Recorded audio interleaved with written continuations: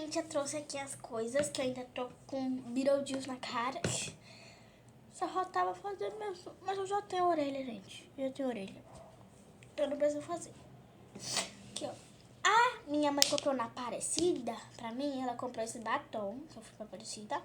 Esse batom, que ele é assim, ó. É gloss transparente. É um pouquinho rosinha ele, mas não dá pra ver aqui. Eu já tô de Beetlejuice. Aqui, ó. Eu comprei esse daqui, ó. Essa marca aqui, ó. De lá da Aparecida. Isso aqui, assim, em peça. E eu também comprei este lápis. Gente, o último que tá aqui do meu lado, vocês vão se impressionar, gente. Vão se impressionar. Olha aqui. Deixa eu abrir aqui. Lápis. É chinês, viu? Pô? Chinês, tava lá. Eu pensei que eu tava na Coreia, não. Aqui, ó, gente. Sabe aqueles lápis que tem? Aqui, ó. Aqueles lápis que tem carimbo. E é lápis. E é marca-texto. Já viram? A minha mãe comprou vários desses lá.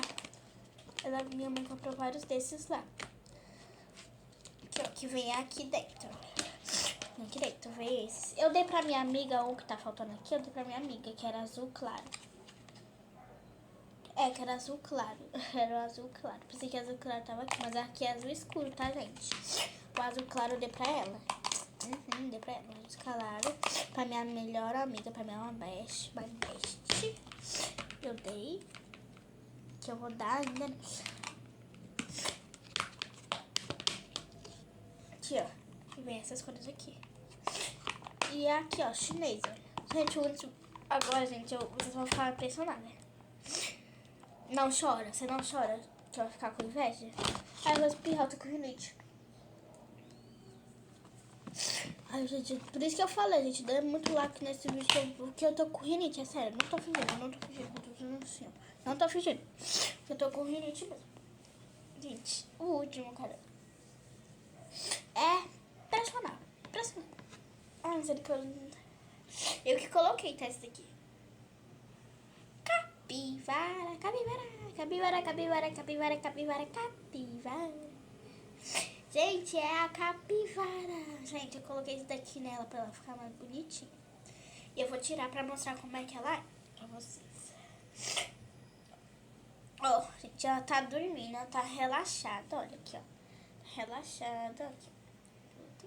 Tava lá, gente, eu comprei a capivara. Eu comprei a capivara. Olha, eu comprei. Eu amei. Eu amei, eu amei, eu amei. Minha prima também comprou que ela foi. E eu vou colocar, assim, ela vai ficar mais bonitinha, assim, com o negócio.